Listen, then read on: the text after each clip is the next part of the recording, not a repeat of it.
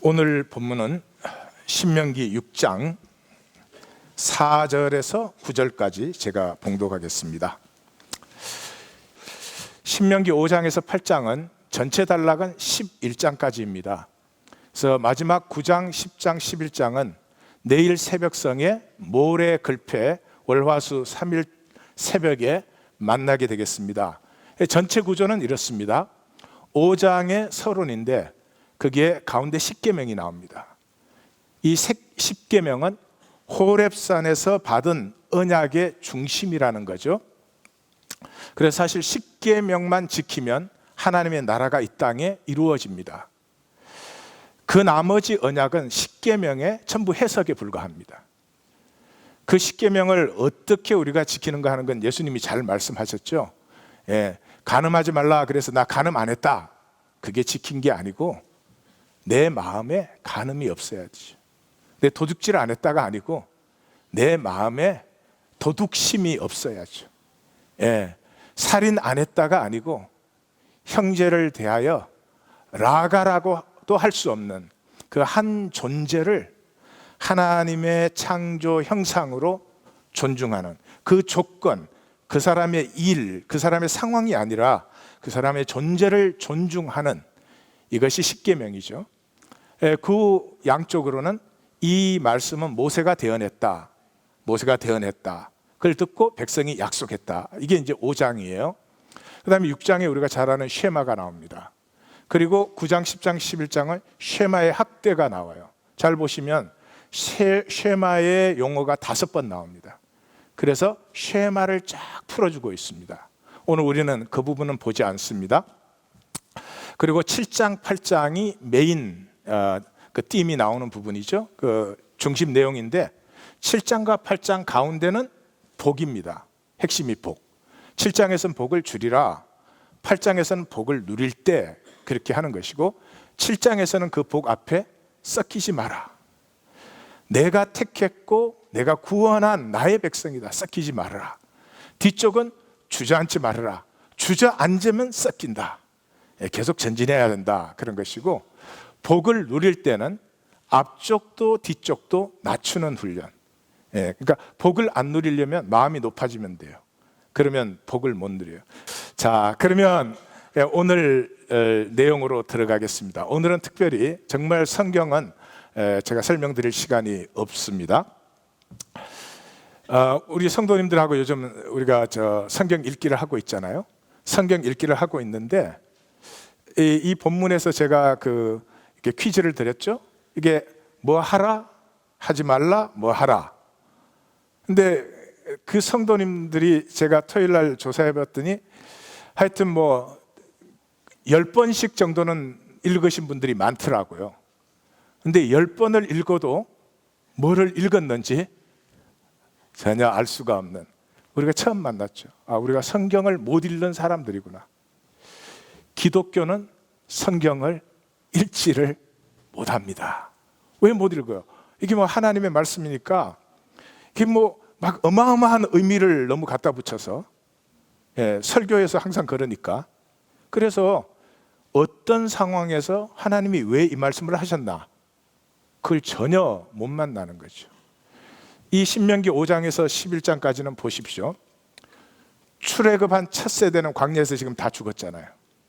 지금 새 세대가 약속의 땅으로 들어가려고 하는 시간이죠. 그러면 이분들의 연세가 어떻게 됩니까? 출애굽한 직후에 났으면 지금 몇 살이죠? 40. 출애굽할 때 20세부터 첫 세대를 갔으니까 19세 364일. 그럼 지금 몇 세? 60세. 그럼 들어가서 정복 전쟁 몇 년 했죠? 40년. 그러면 정복에서 이 사람들이 안주했을 때는 이 사람들의 나이는 80세에서 100세. 그러니까 그 세대에 얘기하고 있지만 하나님의 속마음은 그 다음 세대를 바라보고 있는 거죠. 그 다음 세대를 바라보고 있는 거죠. 이 다음 세대가 약속을 받고 약속으로 쓰는, 우리의 꿈을 이루는 세대가 돼야 된다. 이걸 안타깝게 얘기해요. 그런데 사사기에 들어가면 벌써 눈치를 챌 수 있어요. 그렇게 됐나 안 됐나?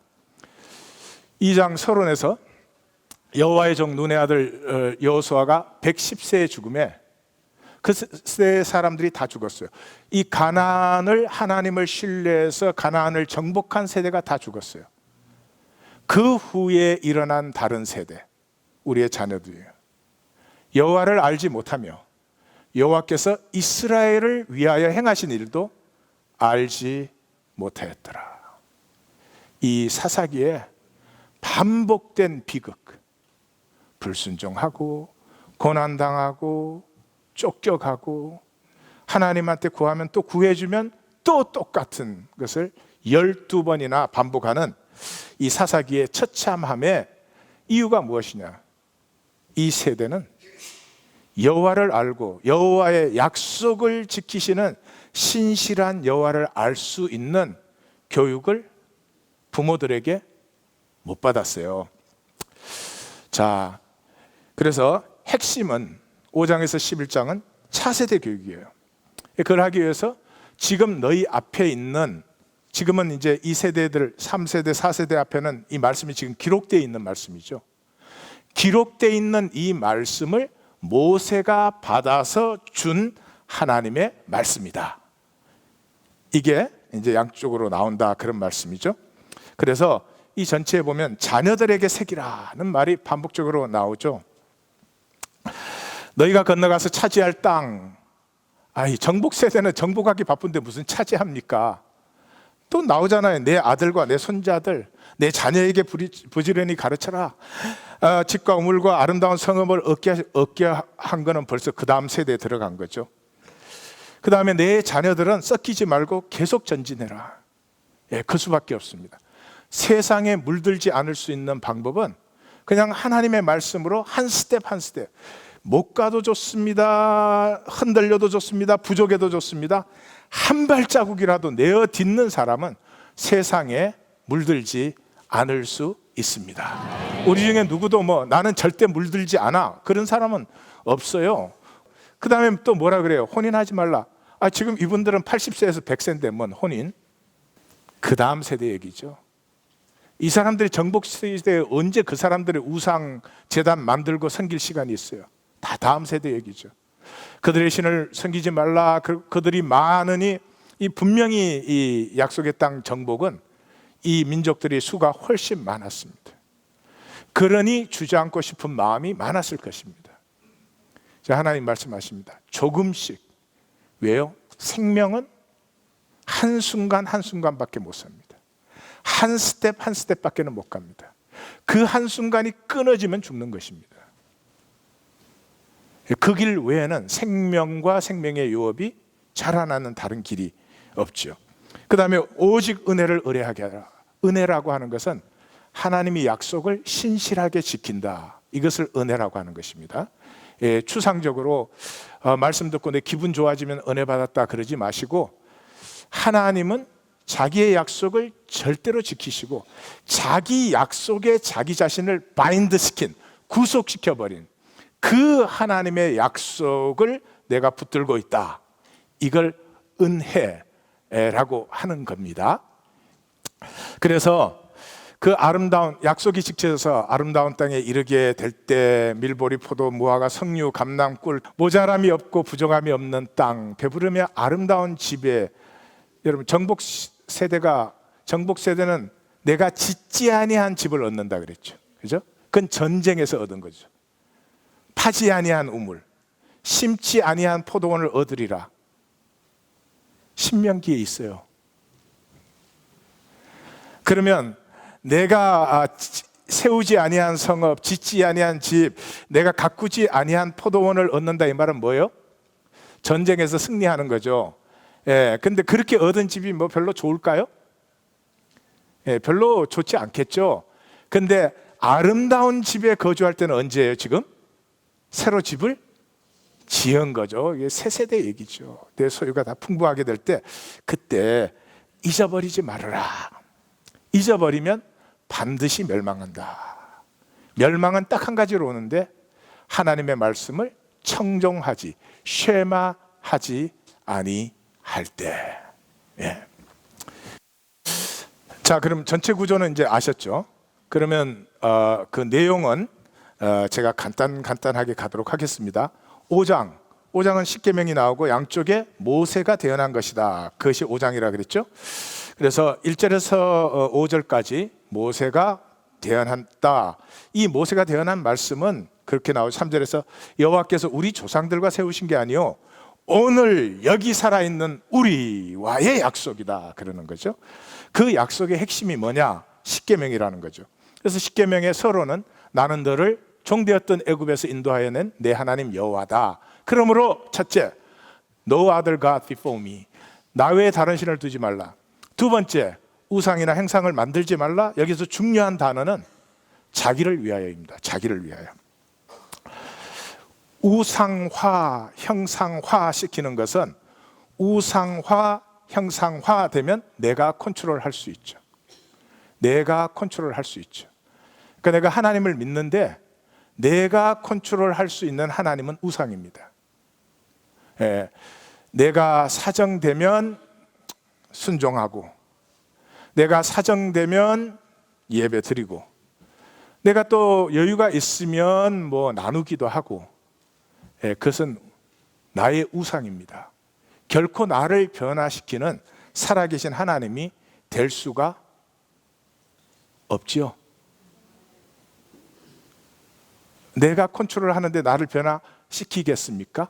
그건 안 되는 거죠. 예. 그리고 그래서 질투하는 하나님이니까 조심해라 그러면서 4계명이 10계명의 핵심입니다. 4계명을 지키면 1계명에서 3계명도 다 지키게 돼 있고 5계명에서 10계명도 다 지키게 돼 있고 그렇습니다. 이 4계명이 뭐예요? 안식일을 지켜 거룩하게 하라 그런 것이죠. 근데 이제 출애굽기에는 내가 6일 동안 창조했고 7일째 쉬었다 그러니까 너희도 쉬어라 그렇게 나와요. 그 이따가 보실 거예요. 신명기에서는 여기에서 달라지죠. 다른 부분에 조금씩 다르지만 정확하게 중심적으로 다른 것은 출애굽기 20장의 10계명과 신명기의 이 10계명의 다른 점은 바로 4계명에 있습니다. 여기에서는 뭐라고요? 너는 기억하라. 내가 애굽 땅에서 종이 되었더니 내 하나님 여호와가 강한 손과 편팔로 거기서 너를 인도하여 내었다. 그러므로 안식일을 지켜 거룩하게 하라 이렇게 나오는 거거든요. 이 4계명은 이스라엘의 정체성의 뿌리입니다. 그 이스라엘이라는 백성이 어떻게 돼서 오늘날 이렇게 있느냐 하는 것을 말해주는 거죠. 그러니까 한 민족과 한 나라의 정체성적인 뿌리를 말할 때는 현상적으로 말할 수가 없어요. 예, 고구려의 건국을 말하는데 고주몽 씨가 싸워갖고 이겼다. 그래가지고 고주몽 씨가 고씨니까 고구려라고 했다. 예, 그렇게 현상적으로 말해버리면 설명은 되지만 존재의 뿌리가 안 돼요. 현상을 넘어서야 돼요. 현상적인 설명을 넘어서서 현상보다 깊은 존재적인 설명이 나와야 돼요. 그래서 신화적이 되는 거예요. 모든 정체성의 뿌리는 신화성을 띠는 이유가 그게 뭐 가짜나 거짓말이어서가 아니에요. 그래서 사실은 하나님의 창조 기사도 하나님이 세상을 물리적으로 어떻게 창조했다는 과학 교과서로 읽으면 많이 미스를 하는 거죠. 굉장히 신화적인 표현을 쓰고 있습니다. 그 안에 들어갔을 때 이 현상이 아니고 이 현상이 있는 현상의 수억 만배가 되는 하나님의 풍성한 세계를 이렇게 만나게 되는 것이죠. 그래서 이제는 3세대 이후에 얘기하고 있잖아요. 그러니까 첫 세대, 두 번째 세대까지는 이 출애굽을 경험한 세대니까 하나님의 창조를 얘기해야 이 존재의 뿌리, 신화적인 뿌리가 되는 거죠. 그런데 3세대 이후는 출애굽을 경험했습니까? 못했습니까? 이 출애굽에 이스라엘 백성은 성경 기사를 보면 한 게 아무것도 없어. 걸어 나온 것밖에 없어. 출애굽이 그렇게 이루어집니까? 싸우기도 했을 거고 저항도 했을 거고 백성들이 한 일도 많을 것입니다. 그러나 출애굽 기사에서 그런 건 얘기하지 않죠. 그렇게 출애굽한 그 깊이에 들어있는 하나님의 섭리, 하나님의 가슴, 하나님의 인도하심, 그게 우리의 뿌리에 임하기를 원하는 것이 성경 말씀이다. 조금 어렵고 아리까리한 얘기인데 그냥 용서하고 들어주세요. 그래서 신명기에서는 3세대 이후를 겨냥하는 신명기에서는 이 출애굽이 그 안식의 권원으로 나오는 거죠. 그러면 여기서 우리는 한번 질문을 던져봅니다. 나의 정체성의 뿌리는 과연 어디에 있는가? 이 3세대 이후에는 정체성의 뿌리는 너희는 바로에게 저항한 사람들이라는 거죠. 너희는 애굽의 제국 시스템에 저항한 사람들이라는 거죠. 그래서 그 애국의 시스템을 받아들이지 아니하고 새로운 꿈, 새로운 가슴이 임했기 때문에 애굽에서 나온 사람들이라는 거죠. 그런데 어떤 꿈입니까? 신명기는 계속해 가면서 이런 얘기를 합니다. 매 7일이 될 때마다 가난한 자들을 돌아봅니다. 유대인들은 지금도 안식일을 지키기 전에 신발을 파는 사람은 신발 없는 사람에게 신발을 들고 찾아갑니다. 양식을 파는 사람, 양식 없는 자에게 이렇게 나누어지면서 금요일 저녁 안식일이 시작되는 것입니다. 매 7년이 될 때는 빚을 탕감해 줍니다. 살다 보면 실수도 나오고 실패도 나오고 빚을 탕감해 줍니다. 50년째가 되면 모든 것을 전부 똑같이 사람 머릿수대로 다시 나누어서 새롭게 시작을 합니다. 이런 세계 속에서 하나님의 형상인 우리의 생명의 한 일생을 너보다 더 가지기 위해서 오로지 너보다 더 가져야 돼. 이런 세상 속에서 오로지 이유가 나는 너보다 높아져야 돼. 그런 욕심에 그게 이루어져도 내가 나로 떳떳하지 않은 나는 뭐 이렇게 여러분 육체 벗을 때 그런 게 자랑되는 사람 아무도 없습니다. 육체를 벗었을 때는 내가 내 삶을 가치 있게 살았을 때 깨끗하게 살았을 때 그때만 내가 나의 용납이 됩니다. 하나님 심판 전에 내가 나를 심판합니다. 마지막 순간에는 육체를 벗을 때는 모든 것이 거짓이 다 쓰러져 버리니까요. 그리고 뭐라고 합니까? 곡식과 감람나무와 열매와 그 다음에 포도는 추수를 할 때 반드시 코너를 남겨두라고 합니다. 지금은 돈 되는 게 많지만 그 당시에는 머니 크롭 세 가지밖에 없습니다. 곡식과 감람과 포도. 곡식, 감람기름, 그 다음에 포도주. 머니 크롭. 여러분 일불 땅에 떨어져도 죽잖아요. 그런데 한 코너를 뚝 잘라서 가난한 자와 나그네를 위하여서 그건 두라는 거죠. 그뿐입니까? 안식년이 되면 노예를 풀어줍니다. 노예를 풀어줄 때 절대로 빈손으로 보내지 말라. 노예를 빈손으로 보내면 또 노예 생활밖에 할 게 더 있습니까? 자립할 수 있도록 꼭 해서 보내주라는 거죠. 성도님들은 어떻게 생각하십니까? 우리는 하나님의 형상이기 때문에 우리의 꿈은 고결하고 고결해야만 됩니다. 우리가 언제 행복해지는 줄 아십니까? 한 점의 부끄러움이 없을 때. 그것을 우리는 모두 사모합니다. 그렇게 살 사람은 없지만 그것을 향해서 살아가는 동안에 내 삶 속에 임하는 이 어처구니 없는 탐심에서 조금씩 자유해지면서 나에게 순수와 순결이 피어난다고 하는 것을 느낄 때 우리는 비로소 행복, 성경이 말하는 블리스, 지복이 무엇인지를 알게 되는 것이죠. 성도님들은 무엇을 자기 존재의 뿌리로 삼고 싶습니까? 세상 약속이십니까? 열심히 애쓰고 노력하고 게임하고 속이고 그러면 남보다 더 가질 수 있어. 그 약속을 내 정체성의 뿌리로 삼겠습니까? 아니면 정말 한 사람도 나고됨이 없이, 한 사람도 자기 욕심에 썩어져가는 사람 없이 생명이 통하는, 함께 사는 세상이 우리의 삶의 정체성의 뿌리인 것입니까? 신명기 끝에는 선택하라고 말합니다. 선택하라고 말하는 거죠. 이 선택에 망설일 사람이 누가 있겠습니까? 제5계명, 4계명과 5계명만 하라는 계명이고 나머지는 다 하지 말라죠.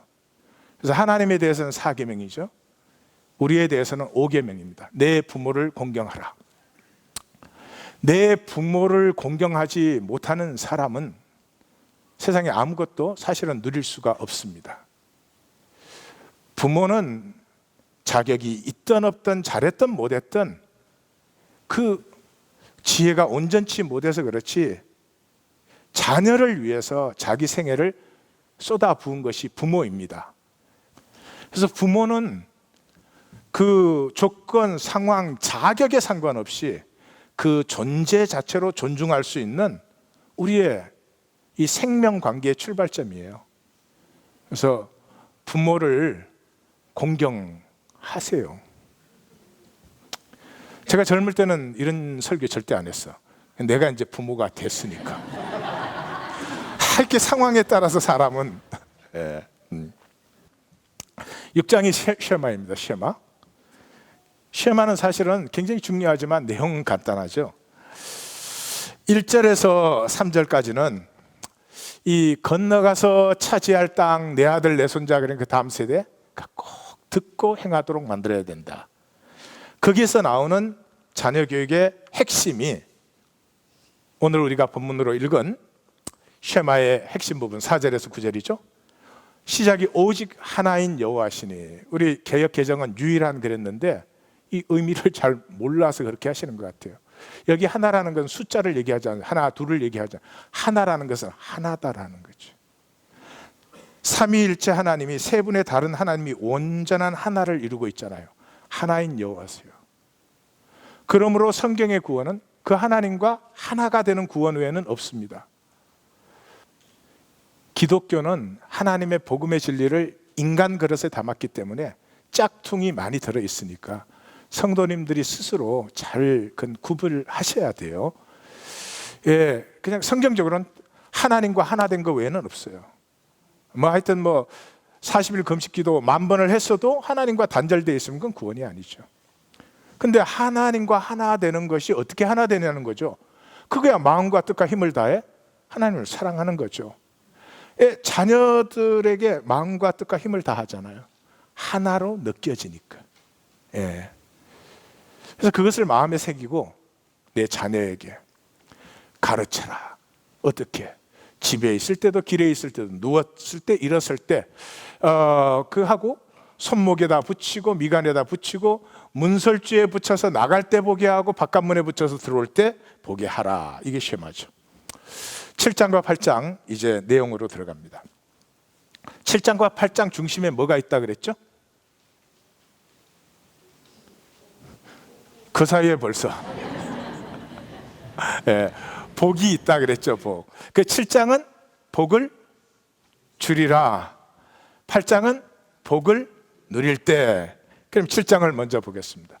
7장의 앞쪽은 섞이지 말라. 왜? 내가 택하여서 구원한 백성이다.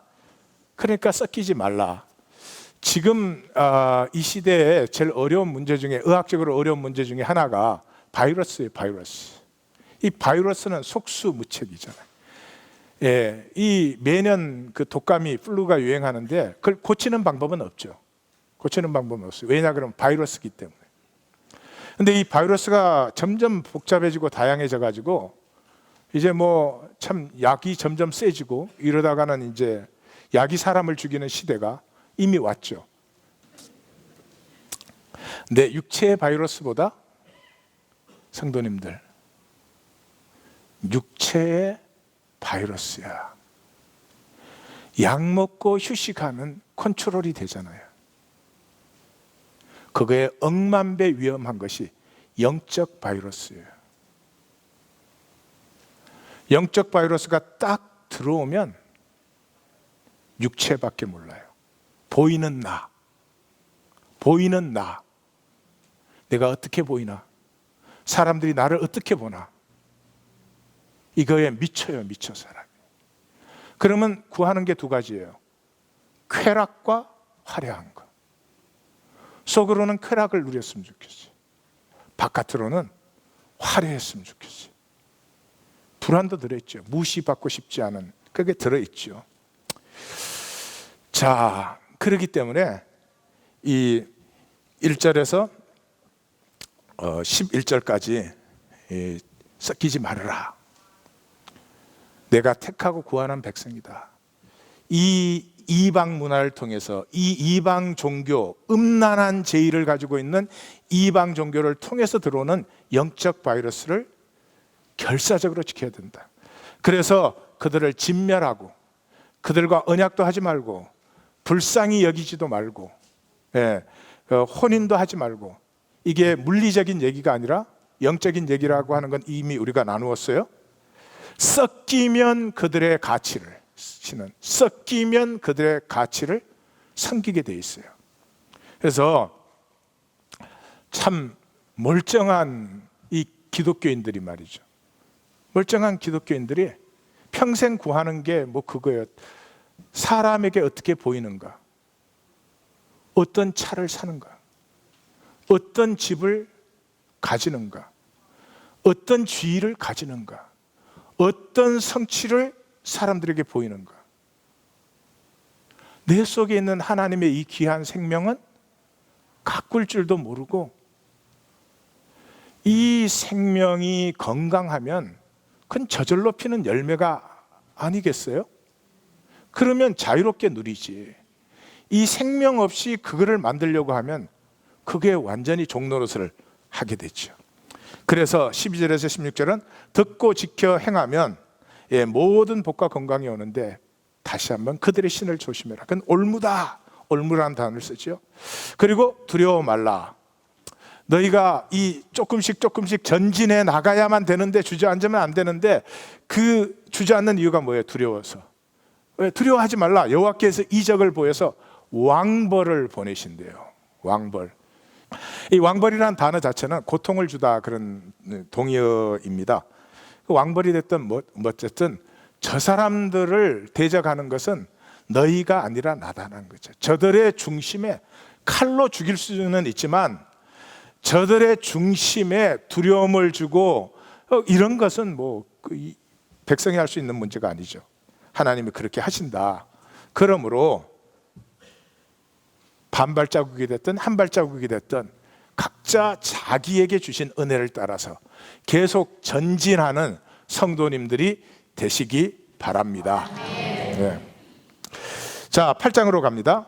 8장에는 복을 누릴 때 너를 낮추셨다, 낮추신 거 잊지 말라, 그렇죠? 그 낮추시는 훈련, 그 뭐 너를 낮추시며 너를 시험하사, 너를 낮추시며 너를 줄이게 하시며. 사람은 이렇게 두 파트잖아요. 보이는 내가 있고 보이지 않는 내 생명이 있죠. 보이는 나는 육체죠. 이건 떡으로 사는 거죠. 예. 이 떡으로 사는 생명은 오히려 오로지 보이기 위하여서, 오로지 보이기 위하여서. 그게 떡으로 사는 육체의 생명이죠.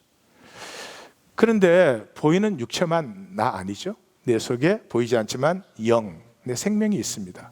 이 영은 뭘로 삽니까? 이 영은 뭘로 살죠? 말씀으로. 그래서 8장에 유명한 말씀이 나오죠. 사람이 떡으로만 살 것이 아니요 하나님의 입으로 나오는 모든 말씀으로 살 것이니라, 이렇게 하시는 거죠. 그 복을 누릴 때, 이제 아름다운 땅, 이게 우리 1장에서 4장에서도 보셨지만 아름다운 땅이라는 말이 7번 나오고, 그 앞쪽으로 좋은 땅, 옥토, 이렇게 한 걸 보았죠.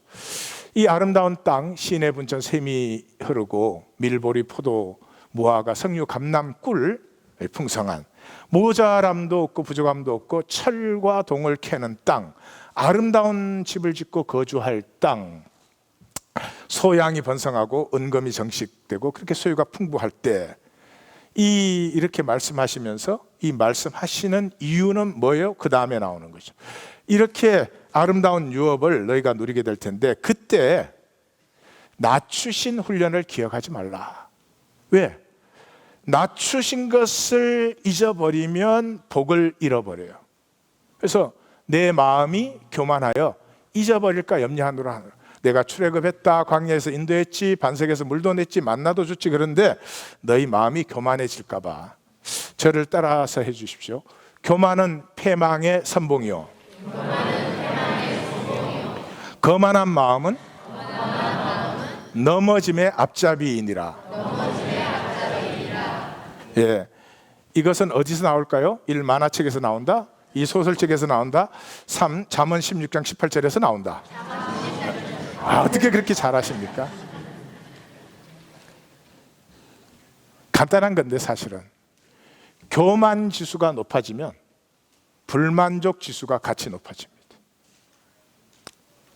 내 마음이 높아지면 아내도 마음에 안 들고 남편도 마음에 안 들고 세상도 마음에 안 들고 설교는 마음에 더 안 들어. 왜 저렇게 길어? 그러는 거죠. 내 마음이 낮아지면 아내도 고맙고 남편도 고맙고 그러는 거죠.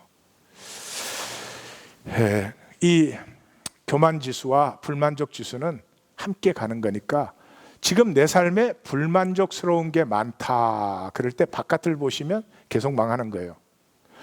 불만족스러운 게 많다 그럴 때 안을 보시는 거예요. 그 다음 절에 나오잖아요. 너를 낮추심에 시험하사 어떻게 해요? 복을 주려고. 그러니까 낮아지면 하나님의 복이 다 흘러 들어오잖아요.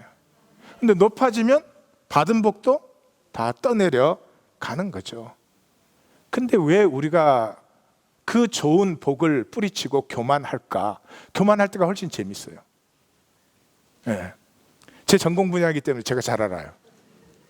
아주 교만할 때 아주 기분이 공식적인 용어로 째집니다. 그 교만 어디서 나온 건 줄 아세요? 이거예요. 내 능력, 내 손으로 이룬 걸 한번 보여주겠다는 거죠. 굉장히 영적인 부분입니다. 나의 솔로몬 성전을 이 세상에 한번 보일 것이다. 그게 인생이에요. 근데 솔로몬 성전이 잘 지어질까요? 안 지어질까요? 예. 그러면 솔로몬 성전을 못 지었을 때는 어떻게 할까요? 예, 내가 못 지었을 때 어떻게? 자녀. 내 못 지은 허물을 자녀에게 쏟아부어요. 그래서 벤자민을 신학교 보낸 거 아니겠어요? 이제 계시가 이제 열리는군요. 참. 자, 정리합니다. 세 가지 정리해 보겠어요. 첫째는 이제 4계명이 중심인데 안식일. 두 번째는 이 신명기 5장에서 11장은 자녀 교육이죠. 세 번째, 하나님의 복은 낮추심으로 허락되는 것이다 하는 것이니까 안식일을 지켜 거룩하게 하라. 그걸 보겠어요. 제가 말씀드렸죠. 신명기에서는 종되었던 애굽에서 내가 너희를 인도하여 넣었으니 이 안식일을 지키라 그랬고, 출애굽기에 호렙산에서 받을 때는 엿새 동안에 내가 창조했다. 그리고 일곱째 날에 쉬었다. 자, 하나님이 안식하셨어요. 하나님이 안식하셨으면 그 다음에 우리가 마음대로 하는 거죠. 아시겠습니까? 하나님이 안식하셨다는 말은 우리가 마음대로 한다는 거죠. 자유를 허용하셨어요. 그 자유를 허용하셨을 때 어떤 일이 일어났어요? 자, 우리가 마음대로 하면 좋았더라 좋았더라가 계속될까요? 좋았더라 좋았더라를 망쳤더라 망쳤더라 이렇게 될까요? 이거 감정들을 열심히 하시네. 예. 하나님이 시시면 망치게 돼 있어요. 우리는 모든 것을 다 모르니까. 잘하고 싶고 열심히 하고 싶지만 모든 변수를 알지 못하기 때문에 열심히 하고 망해요. 종신토록 땀 흘려 수고하고 가시던 불과 은근키를 거두어요. 여기에서 하나님의 쉬셨다라는 단어가 누웨이크 그런 단어예요. 누웨이크. 근데 누웨이크라는 이 단어가 reselfed 그런 단어예요. reselfed. 우리 한글에는 없으니까. 자, 그게 뭐냐 그러면 이걸 기가 막히게 설명하신 분이 예수님이죠. 탕자가 나가는 걸 아버지가 허용했어요. 자유를 줬어요. 그랬더니 어떻게 됐어요? 좋았더라, 망쳤더라? 망쳤더라. 그래서 망쳤더라가 됐을 때 깨달았어요. 아버지께로 돌아가는 것이 가장 복된 것임을. 그래서 그 아들이 돌아왔을 때 아들만 새로워진 게 아니고 아버지도 새로워졌다. reserved. 하나님은 이 구속의 과정을 통해서 우리만 새롭게 하는 게 아니라 그 과정을 통해서 하나님도 함께 새로워지고 있어요. 요거는 요 파트는 조금 이따 또 제가 설명을 드릴게요. 그래서 안식, 이 신명기의 안식일은 너희가 바로의 체제에 저항한 사람들이라는 거죠. 그 저항의 핵심이 어디에 있느냐? 하나됨이에요. 하나됨. 노예는 왜 가능해요? 관계가 단절되어 있으니까 노예가 가능해요. 우리 중에 자식을 노예 삼으신 분 있으세요? 자녀 절대 그렇게 못해요. 왜? 하나이니까.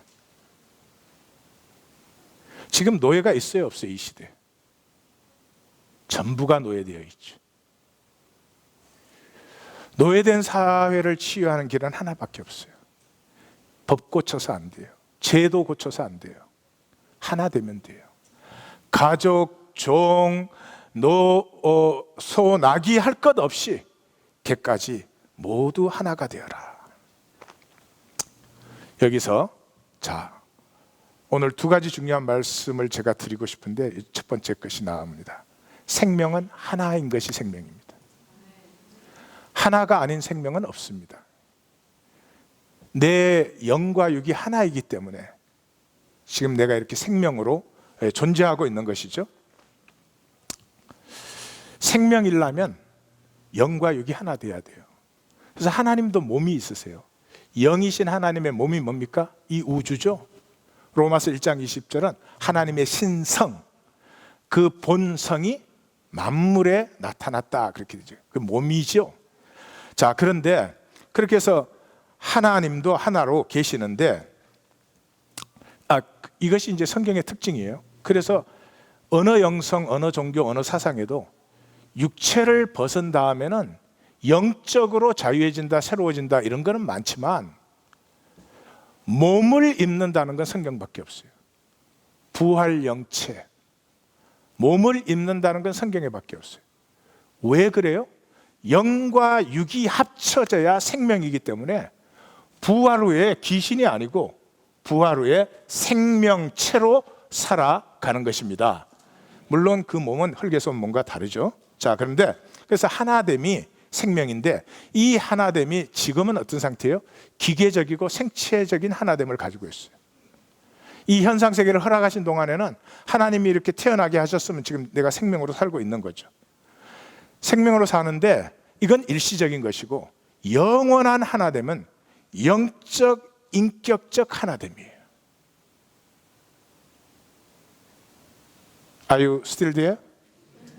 오케이. 예?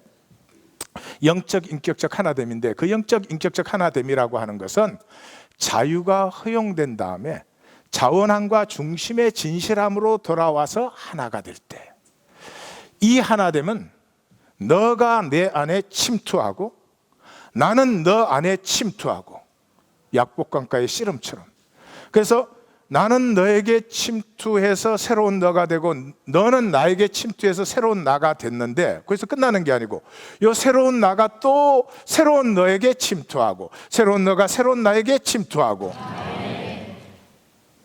무슨 말인지 아시겠습니까?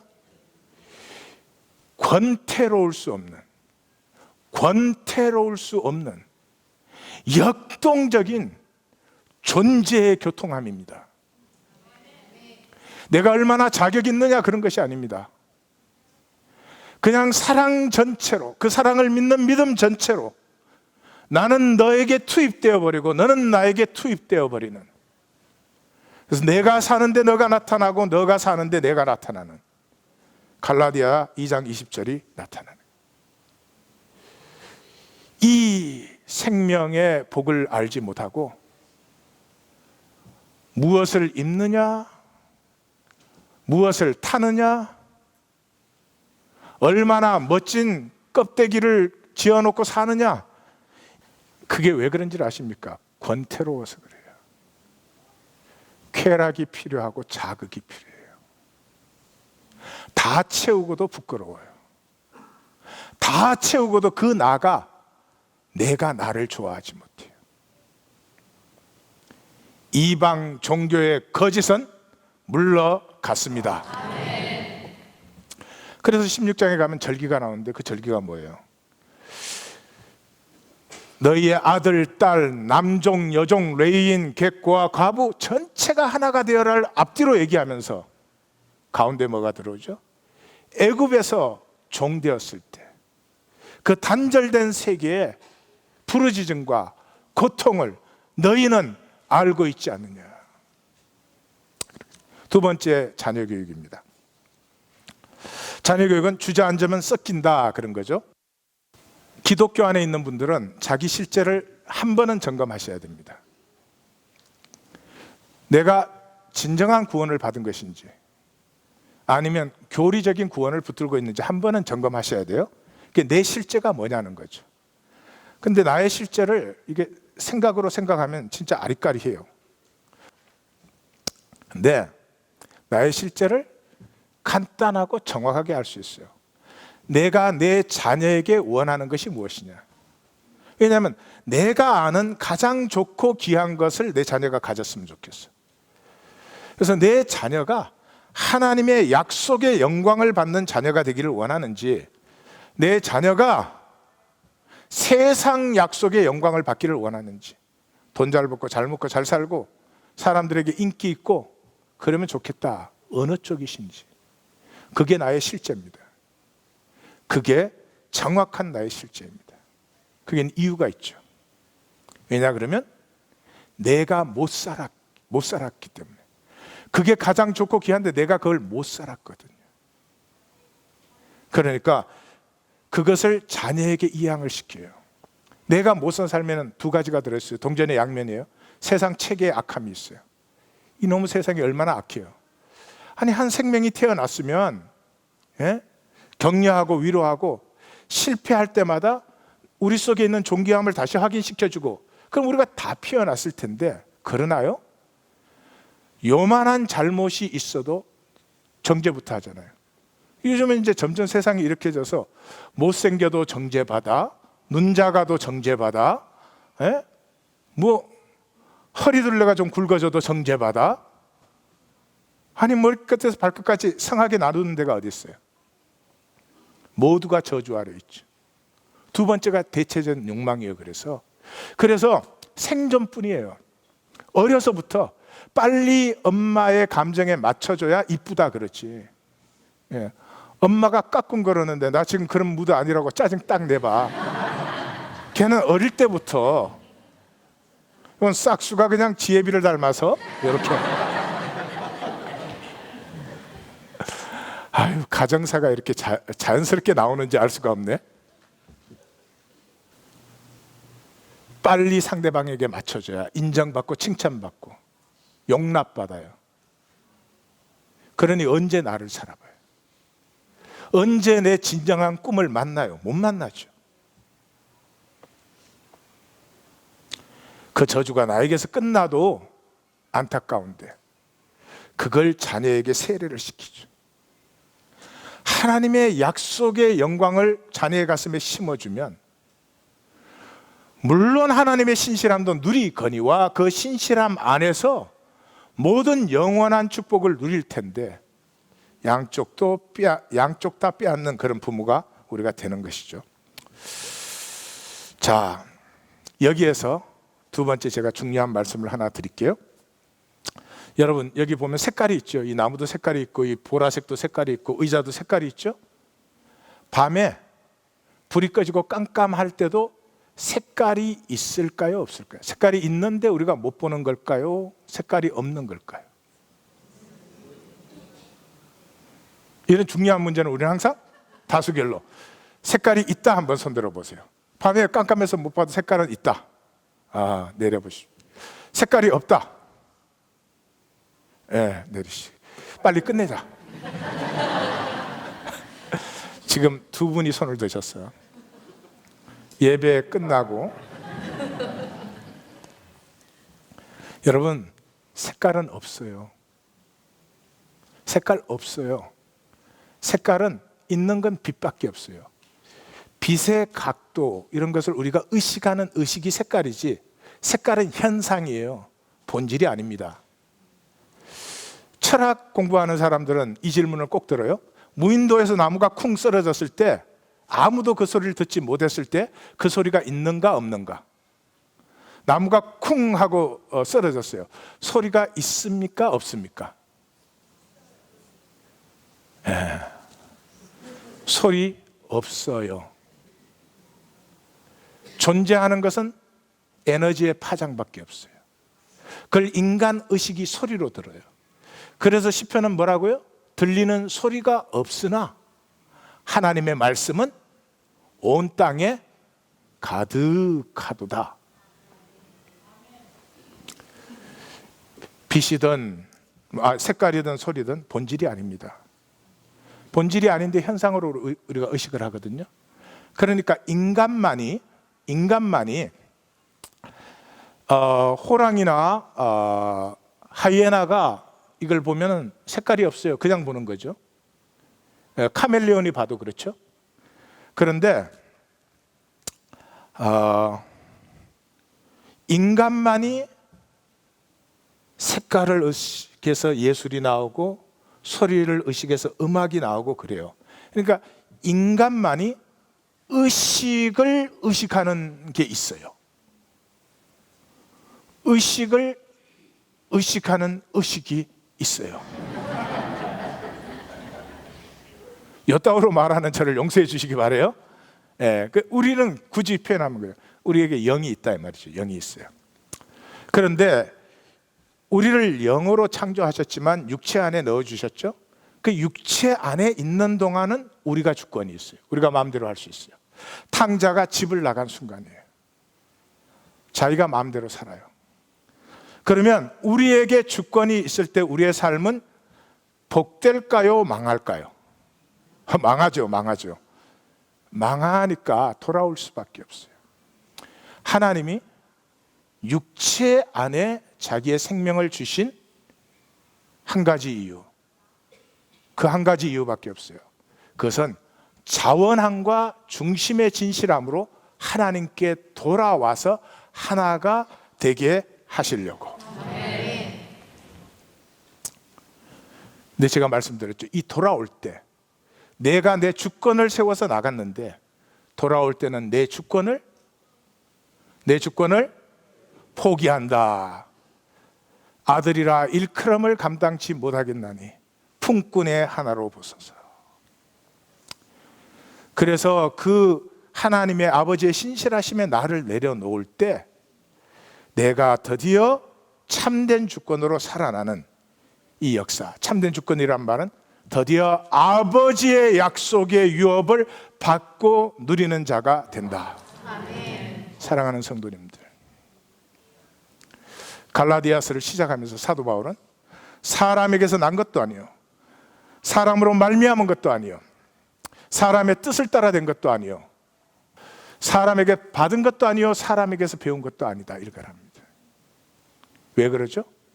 사도 바울 시대에 이미 교회를 나오지만 사람의 약속을 더 좋아하니까. 사람의 약속은 편하게 받을 수 있잖아요. 내 존재 주권 안 내려놓고 받을 수 있잖아요. 내 마음대로 컨트롤할 수도 있잖아요. 질문 하나 드립니다. 내 주권을 내려놓고 하나님이 나를 다 컨트롤하옵소서, 내 중심의 진실함으로 그렇게 하면 그때부터 하나님은 나를 1. 꼭두각시로 만든다. 2. 저주의 구렁텅이에다 내 팽경이 친다. 3. 그때부터 진정한 자유, 우리가 알지 못했던 진정한 자유를 누린다. 마지막입니다. 낮추는 훈련. 이 성전을 헐라. 예수님은 이 한마디를 위해서 사셨고 이 한마디로 죽으셨죠. 제가 전체를 설명할 수 없지만 성경은 솔로몬 성전에 대한 싸움이 성전입니다. 그래서 예수님이 십자가에 달리시는 마지막 주에 뭐라고요? 예수께서 감람산에서 성전을 마주 대하여 앉으시사. 전투 진영이에요. 돌 하나에도 돌 위에 남지 않고 이것이 망하리라. 참 성전은 손으로 지을 수가 없어요. 손으로 짓지 아니한 다른 성전을 아셔야 돼요. 솔로몬은 이 보이는 성전, 나 이런 왕이야, 이걸 보여주기 위해서 12지파를 폐하고 중앙집권제를 강화시키고 12관장제도를 만들어서 12지파의 경계선을 교묘하게 파괴하고 하나님이 절대 하지 말라는 무역했고, 말 사다가 북쪽에 팔아먹고 병거 사다가 애굽 쪽에 팔아먹고, 국고성 병고성 징집제, 노예제도 부활시키고, 그렇게 되면 반드시 들어오는 게 있습니다. 적을 제거해야 됩니다. 그렇게 사는 사람 반드시 적이 있어요. 그래서 어떻게 됐어요? 요압, 아브넬, 아마샤, 심의, 아도니아, 정몽주, 신숙주, 뭐 앞에 있는 이름이나 뒤에 있는 이름을 알아야 구분을 가지. 그 다음에 제사장 아비아달은 죽일 수가 없으니까 내 고향 아나돗으로 가라. 내 예레미야서가 어떻게 시작합니까? hil기야 아들 제사장, 어디에? 아나돗. 여기가 어디입니까? 예루살렘의 봉우리를 마주보는 봉우리입니다. 이쪽이 조금 높습니다. 여기서 400년을 솔로몬의 성전을 지켜보고 있습니다. 우리에게 400년이지 선지자의 눈에는 황금빛이 번쩍하는 순간부터 무너져 내린 것이죠. 보이는 나가 우상이다, 지난주에 말씀드렸죠. 보이는 나. 여러분, 일생이 뭐 하는 것입니까? 보이는 나. 보이는 나. 이게 마귀에게 쏘가서 하나님 가치의 대접을 받아야 돼. 보이는 나에 대해서 시비 걸면 안 돼. 네 죽고 나 죽자야. 보이는 나에 대해서 내 일생을 투자해서 꾸며대요. 꾸밀 것도 별로 없구만. 생명의 미혹이 무엇입니까? 성경은 참 간단한 책이죠. 우리의 미혹이 무엇입니까? 왜 하나님의 생명, 이 존귀한 가치를 버리고 저 허무한 껍질에 우리의 생애가 쓰러져 가고 있습니까? 그것을 먹는 날에는 너희 눈이 밝아져. 눈이 밝아져서 뭐예요? 보이고 싶은 나. 그래서 예수님은 산상수훈의 중심에서 사람에게 보이려고 너희 의를 행치 말라. 솔로몬 성전은 반드시 무너집니다. Choose life. Choose life. 기도하십시다.